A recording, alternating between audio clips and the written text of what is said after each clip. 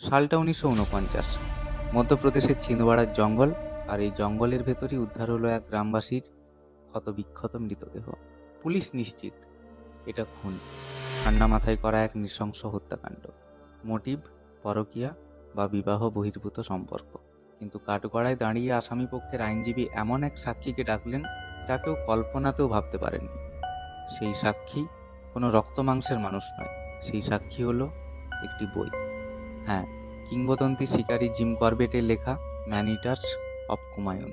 দিনটি ছিল 19 সেপ্টেম্বর 1949। ছিন্দওয়াড়ার জঙ্গলে টোডাল নামে এক ব্যক্তির মৃতদেহ পাওয়া যায়। দেহের অবস্থা ছিল ভয়াবহ। পুলিশ তদন্তে নেমে দ্রুত সিদ্ধান্তে পৌঁছায় যে টোডালকে খুন করা হয়েছে এবং এর পেছনে রয়েছে বিবাহ বহির্ভূত সম্পর্কের জেরে ঘটা আক্রোশ।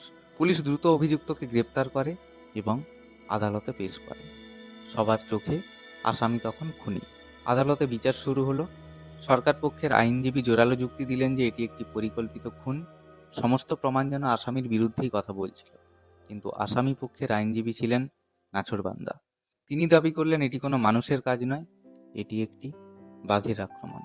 কিন্তু প্রমাণ কোথায়? মৃতদেহের ক্ষতগুলো কি বাঘের আক্রমণের সাথে মেলে, নাকি কোনো ধারালো অস্ত্রের আঘাত?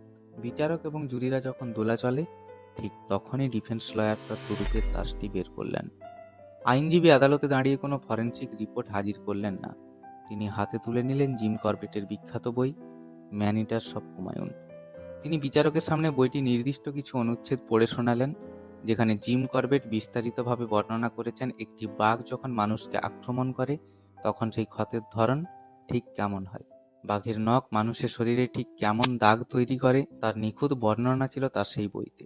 আইনজীবী বইয়ের বর্ণনার সাথে টোডালের মৃতদেহের হুবহু মিল দেখিয়ে দিলেন এবং প্রমাণ করলেন টোডালের শরীরে যে আঘাতের চিহ্ন তা কোনো মানুষের পক্ষে তৈরি করা সম্ভব নয়, তা একমাত্র বাঘের আক্রমণের ফলেই তৈরি হতে পারে।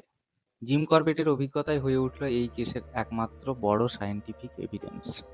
জিম করবেটের বইয়ের অকাট্য যুক্তি এবং বাস্তব অভিজ্ঞতার কাছে হার মানল পুলিশের থিওরি, আর অভিযুক্ত পেলেন সম্পূর্ণ বেকসুর খালাস। জিম করবেট হয়তো জানতেনও না তার লেখা অ্যাডভেঞ্চারের গল্প একদিন কারো জীবন বাঁচাবে, তাও আবার জঙ্গলে নয়, খোদ আদালতের কাঠগড়ায়। ভিডিওটি ভালো লাগলে লাইক করুন, বন্ধুদের সাথে শেয়ার করুন, আর চ্যানেলে নতুন হলে সাবস্ক্রাইব করুন আমাদের চ্যানেল বইয়ের দেশকে। দেখা হচ্ছে পরের ভিডিওতে। ধন্যবাদ।